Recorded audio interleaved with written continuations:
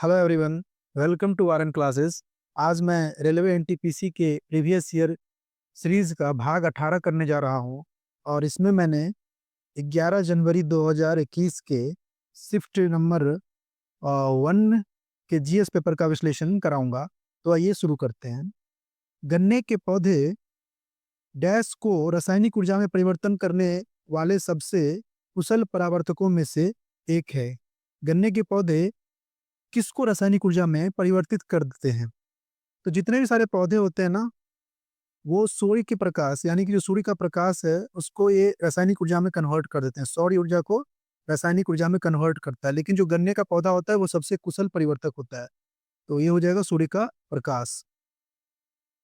1992 में ब्राजील में आयोजित पर्यावरण और विकास पर संयुक्त राष्ट्र सम्मेलन UNCED united nation conference on environment and development को किस रूप से जाना जाता है?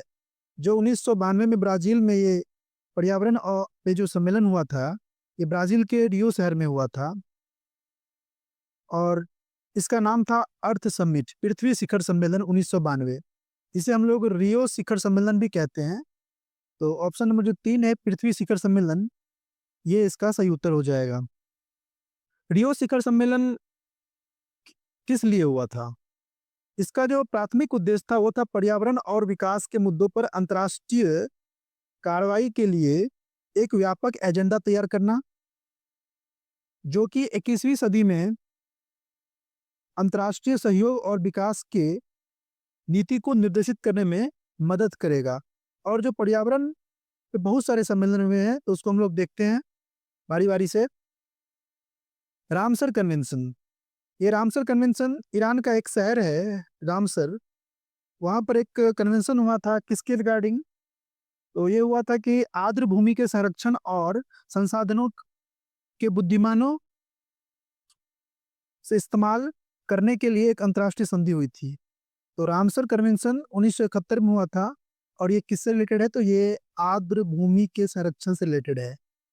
ये दुनिया भर में जितने भी वेटलैंड्स है उसको अपने कैटेगरी में डालता है, फिर उस पर संरक्षण के लिए कुछ फंडिंग करता है। भारत में भी बहुत सारे रामसर साइट्स हैं जैसा कि आप जानते हैं।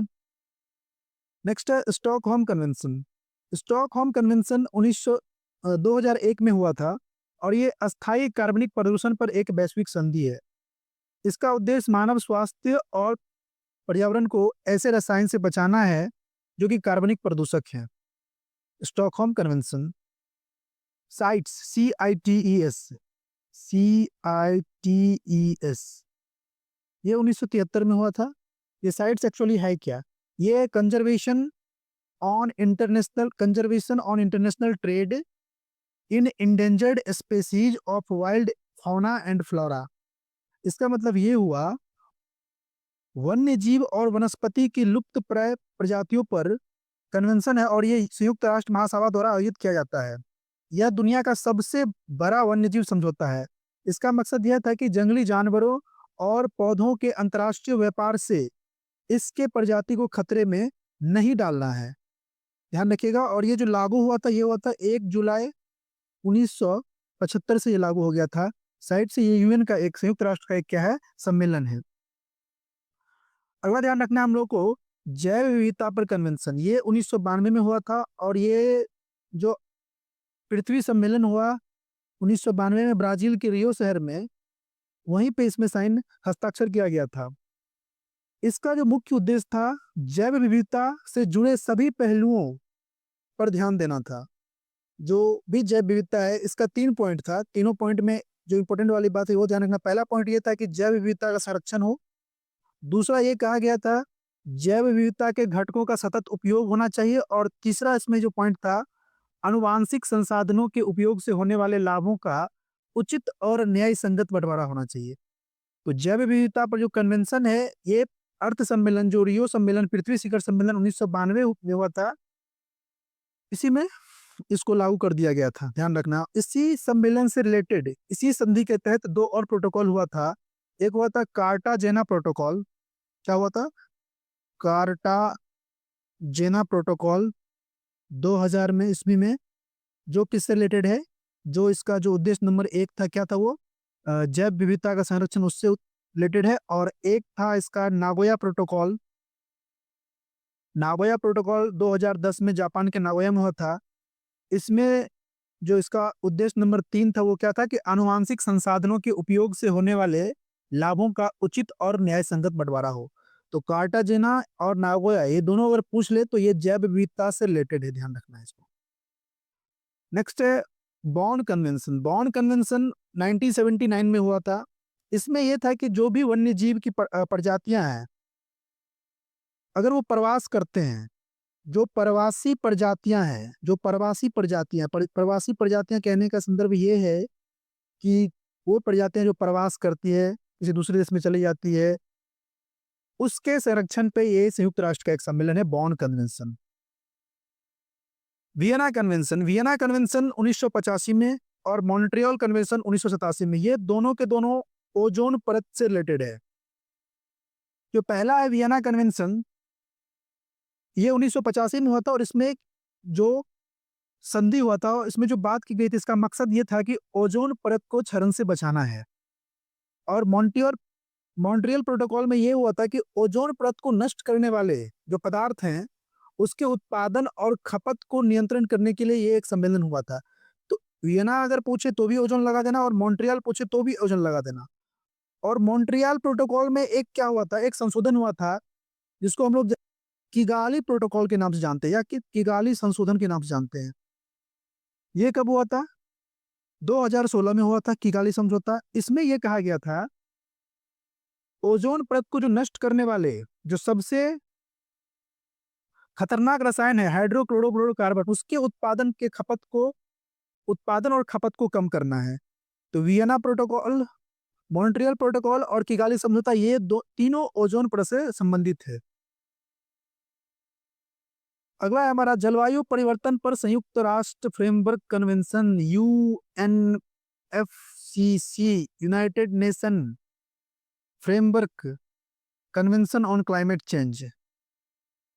ये भी जो अपना हुआ था 1992 में, पृथ्वी शिखर सम्मेलन, उसी में अपनाया गया था।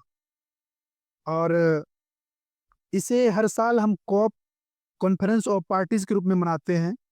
हर साल होता है ये यूएनएफसीसी। इसका मकसद जो है जलवायु परिवर्तन पर ये संयुक्त राष्ट्र का फ्रेमवर्क कन्वेंशन है। वायुमंडल में ग्रीन हाउस गैसेस के उत्सर्जन को कम करना है। उसके बाद से ये कंटिन्यू यूएनएफसीसी चल रहा है। और जैसा कि आप जानते हैं कि अभी हाल फिलहाल में जो COP28 हुआ था, वो हुआ था संयुक्त अरब अमीरात में। तो यूएनएफसीसी 1992 में आया था रियो सम्मेलन के तहत। तब से हर साल ये कॉन्फ्रेंस ऑफ पार्टीज के रूप में मनाया जाता है। और दूसरी बात यह है कि इसमें भारत भी एक बार इसकी अध्यक्षता की है। और जो 2024 हुआ था, 2018 में वो पोलैंड में हुआ था।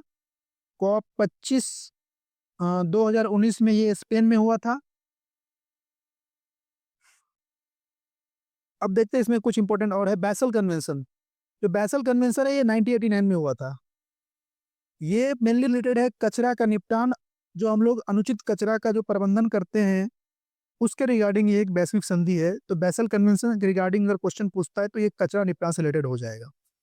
कार्टाजेना और नागोया प्रोटोकॉल, ये मैंने आपको बता दिया, जैव विविधता से रिलेटेड है। COP24, COP21 और COP25, ये यूएनएफसीसी फ्रेमवर्क जो हर साल होता है जलवायु परिवर्तन से रिलेटेड है। किगाली संशोधन भी बता दिया, ओजोन से रिलेटेड है। ओजोन में जो मॉन्ट्रियल प्रोटोकॉल था उसमें संशोधन किया गया था। जो ओजोन परत को क्षरण करता है, उसमें जो मेन यौगिक है क्लोरोफ्लोरोकार्बन, उसके उत्पादन और खपत को कम करना। और एक इसमें दो और याद रखना, मिनीमाता और रॉटरडैम। मिनीमाता 2013 में हुआ था जापान में। इसमें मेन फोकस ये था कि जो मरकरी, जिसको हम लोग पारा कहते हैं, पारा प्रदूषण से मानव स्वास्थ्य और पर्यावरण को बचाना था। आपको पता है कि जो मरकरी से कौन सा डिजीज होता है, तो मिनीमाता डिजीज होता है, मिनीमाता रोग होता है। ठीक है। Next, Rotterdam convention 1998। इस कन्वेंशन के तहत ये समझौता किया गया था कि जितने भी खतरनाक केमिकल्स के व्यापार होते हैं उससे मानव स्वास्थ्य और पर्यावरण को बचाना है। तो ये था रॉटरडैम कन्वेंशन। ये जितने भी सारे हैं कन्वेंशन, ये अपने आप में इंपॉर्टेंट है। इसके सारे पॉइंट्स को देखना, और मेनली जो एग्जाम में क्वेश्चन बन जाता है वो ये बनता है कि ये कन्वेंशन किससे रिलेटेड है। तो अर्थ शिखर सम्मेलन ये बहुत इंपॉर्टेंट है। 1992 Rio de Janeiro Brazil, Montreal. उसके बाद इसमें एक देख लेना किगाली वियना, क्योटो प्रोटोकॉल, ये यूएनएफसीसी से रिलेटेड है। फिर मिनीमाता से पिछले बार क्वेश्चन पूछा गया था, बैसल कन्वेंशन, इसको भी ध्यान रखना है। अगला क्वेश्चन क्या देखते हैं, भारत रत्न पुरस्कार के पहले प्राप्तकर्ता और स्वतंत्र पार्टी के संस्थापक कौन थे? जो भारत रत्न मिला था उस समय डॉक्टर सर्वपल्ली राधाकृष्णन और सी राजा गोपालाचारी थे। तो सी राजा गोपालाचारी जो हमारे भारत के स्वतंत्र भारत के पहले और अंतिम गवर्नर जनरल थे, वो स्वतंत्र पार्टी के संस्थापक थे। तो ये इसका आंसर सी राजा गोपालाचारी हो जाएगा। ये भारत रत्न के जो पहला पुरस्कार 1954 मिला था उसके एक पार्टिसिपेंट थे। ये देखिए भारत रत्न का सिंबल एक पीपल का पत्ता रहता है, उस पर एक सन सूर्य का निशान रहता है, नीचे में भारत रत्न लिखा रहता है। ये क्वेश्चन पूछा था इसीलिए मैंने आपको डाल दिया कि भारत रत्न के बारे में पूछा था कि उस कैसा होता है दिखने में। भारत रत्न भारत का सर्वोच्च नागरिक सम्मान है, सब लोग जानते हैं। ये मेनली 5 क्षेत्रों में दिया जाता है। 5 क्षेत्रों में जो बहुत अच्छा काम करते हैं, जैसे कला, साहित्य, विज्ञान, सार्वजनिक सेवा और खेल, इन 5 क्षेत्र में दिया जाता है। इसकी स्थापना 1954 में भारत के तत्कालीन राष्ट्रपति राजेंद्र प्रसाद ने की थी। लेकिन प्रारंभ में ऐसा था कि इसमें जो मरणोपरांत है वो नहीं दिया जाएगा, लेकिन फिर बाद में मरणोपरांत व्यक्ति को ये दिया गया। इसमें एक और रूल बनाया गया था कि एक बार में अधिकतर 3 व्यक्तियों को ही सम्मानित किया जाएगा, लेकिन 1999 में पहली बार इस नियम को तोड़ा गया था। उस समय 4 व्यक्तियों को दिया गया और 2024 में दोबारा इस नियम को तोड़ा गया। 2024 में 5 व्यक्तियों को दिया गया। किसको क्यों दिया गया ये देखते हैं। 2024 में कर्पूरी ठाकुर, लालकृष्ण आडवाणी, पीवी नरसिम्हा राव, चरण सिंह और एमएस स्वामीनाथन, इन 5 आदमी को दिया गया, 5 लोगों को दिया गया। और जो भारत रत्न 1954 के पहले प्राप्तकर्ता थे, अगर ऑप्शन में सर्वपल्ली राधाकृष्णन है तो ये लगाइएगा, बाकी सी राजा गोपालाचारी, सीवी रमन, इन तीनों को याद रखना है। अर्थशास्त्र के संदर्भ में एसएलआर का पूर्ण रूप क्या है? इसे हम लोग स्टैट्यूटरी लिक्विडिटी रेशियो के नाम से जानते हैं। इसका फुल फॉर्म पूछ रहा है, ये हो जाएगा स्टैट्यूटरी लिक्विडिटी रेशियो। सांची स्तूप किस शहर के निकट स्थित है?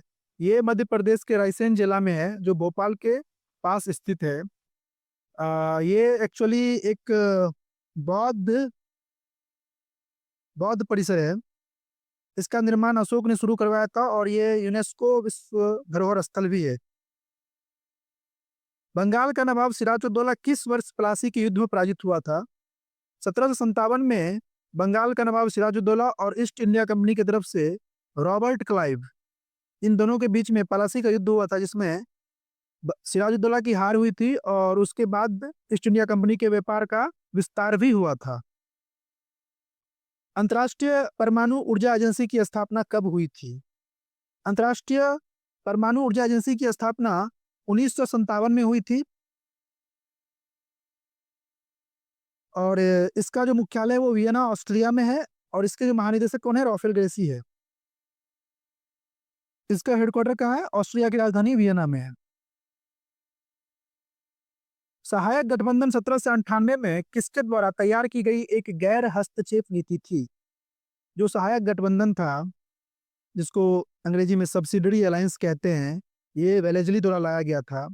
ये एक अहस्तक्षेप नीति थी, जिसमें भारतीय राज्यों ने अंग्रेजों के हाथों अपनी संप्रभुता को खो दिया था। कहने का मतलब ये है कि जितने भी भारतीय रियासत थे, उसमें ये शर्त किया गया था कि आप अपने सशस्त्र बलों को भंग कर देंगे। यानी कि मान लो कि ये भारतीय रियासत है, इसके अंदर कोई सेना नहीं रहेगा इस रियासत का, ये ब्रिटिश सेना इसको संरक्षण देगी। और ये भी इसमें बनाया रूल प्रावधान था कि एक टुकड़ी को अपने राज्य की सीमा के भीतर वहां तैयार करने की अनुमति दी गई थी। तो ये सब था, इसे लाया था लॉर्ड वेलेस्ली ने, ध्यान रखिएगा।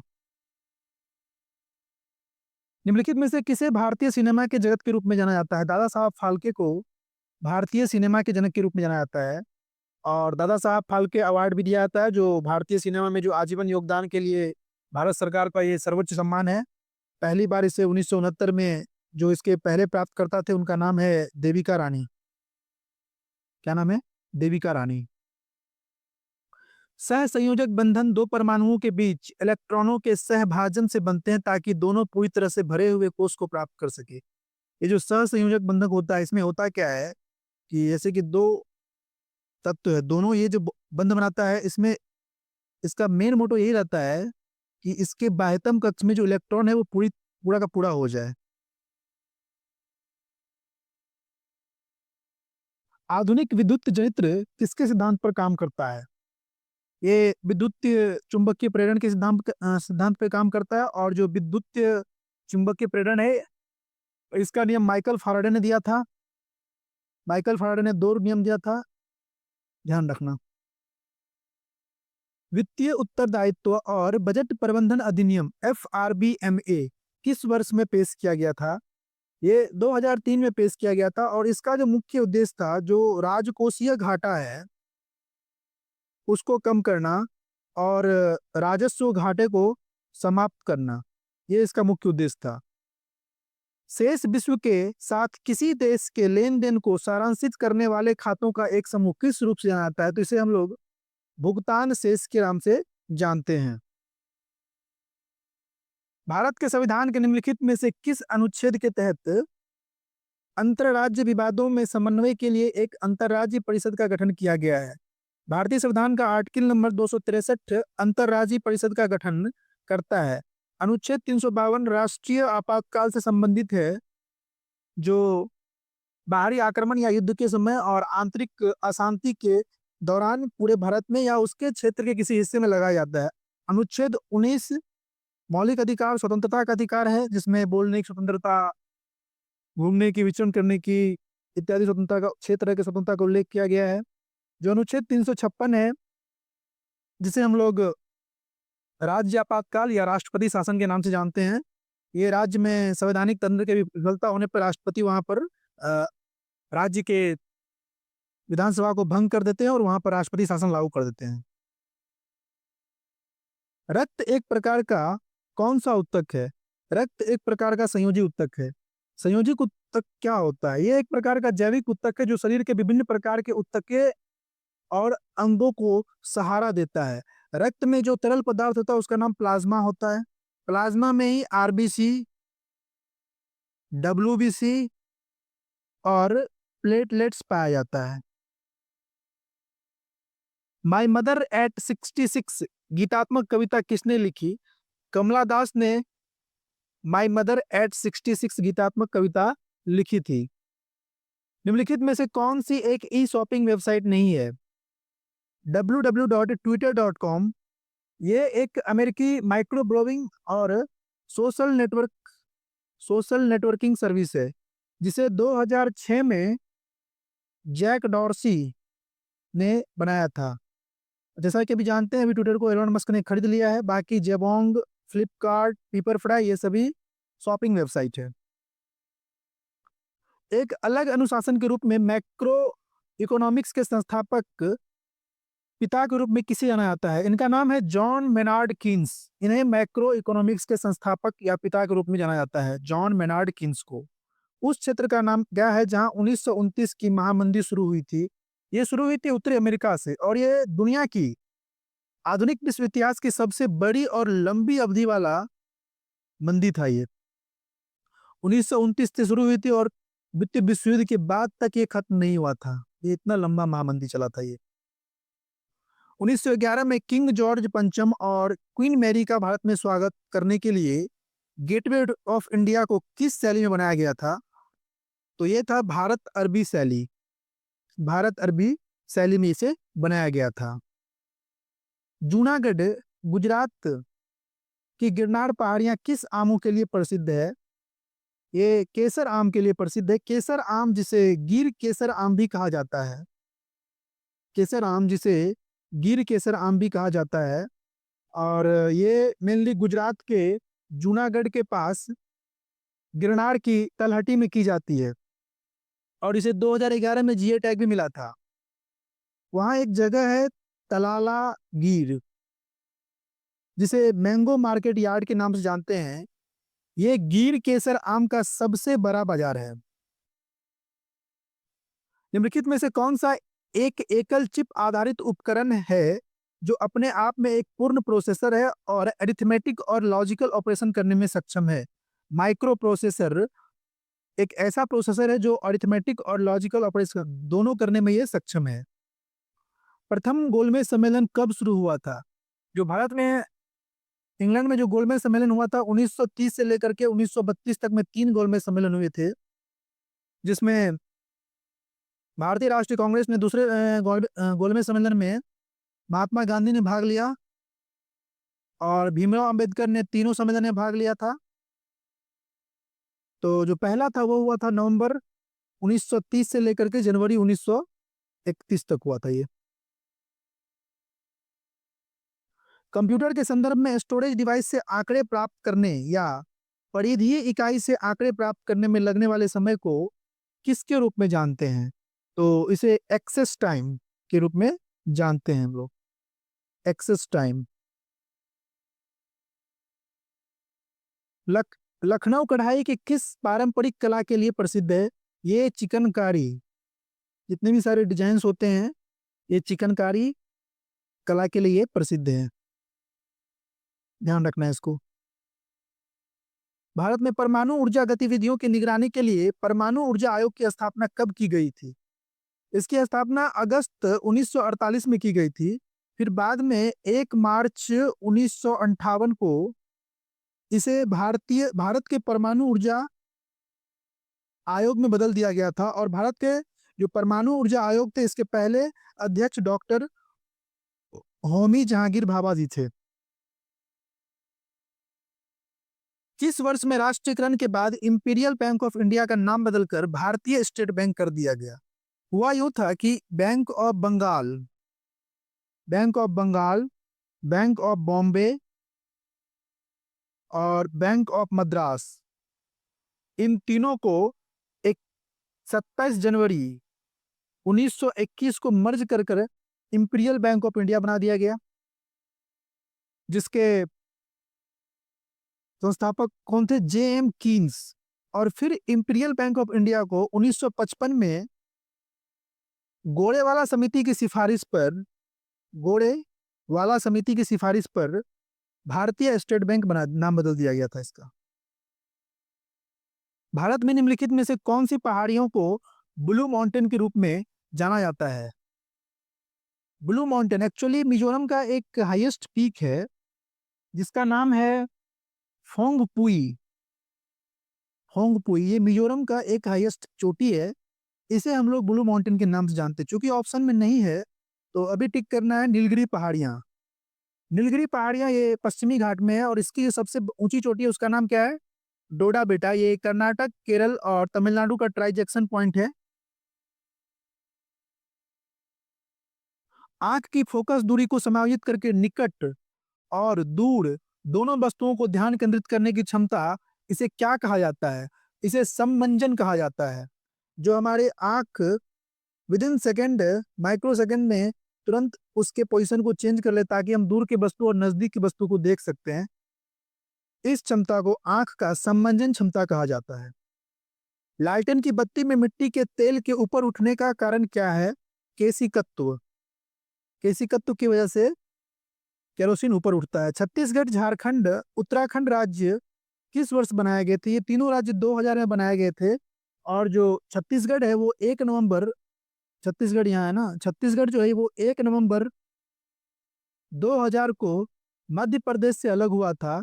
उत्तराखंड 9 नवंबर 2000 को यूपी से कट के अलग हुआ था और फिर झारखंड 15 नवंबर 2000 को बिहार के दक्षिणी पार्ट से कट के अलग हुआ था। तो छत्तीसगढ़ हो जाएगा 1 नवंबर, उत्तराखंड 9 नवंबर और झारखंड 15 नवंबर। बान की मून संयुक्त राष्ट्र के 8वें महासचिव कहाँ से हैं? जो बान की मून थे वो दक्षिण कोरिया से थे। ये जापान से, दक्षिण कोरिया से नहीं थी, जापान से थे। और इसमें यह भी ध्यान रखना है जो संयुक्त राष्ट्र है इसकी स्थापना 24 अक्टूबर 1945 को हुई थी इसमें टोटल 193 सक्रिय देश हैं और इसका जो हेडक्वार्टर है वो कहाँ है, न्यूयॉर्क में है। वर्तमान में जो इसके सेक्रेटरी जनरल है, महासचिव है, उनका नाम है अंटोनियो गुटेरस, जो पुर्तगाल से हैं। और डिप्टी महासचिव का नाम है अमीना जे मोहम्मद। ये इतना आपको याद रखना है। निम्नलिखित में से किसने दक्षिण अफ्रीका महात्मा का निर्माण था, ये टिप्पणी की थी?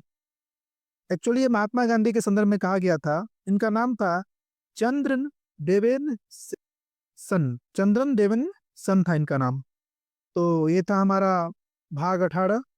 इसमें मैंने पीवाईक्यू के जितने भी जीएस क्वेश्चन है सबका विश्लेषण किया। मैं आपसे मिलता हूँ भाग 19 में। Thank you for watching RN classes.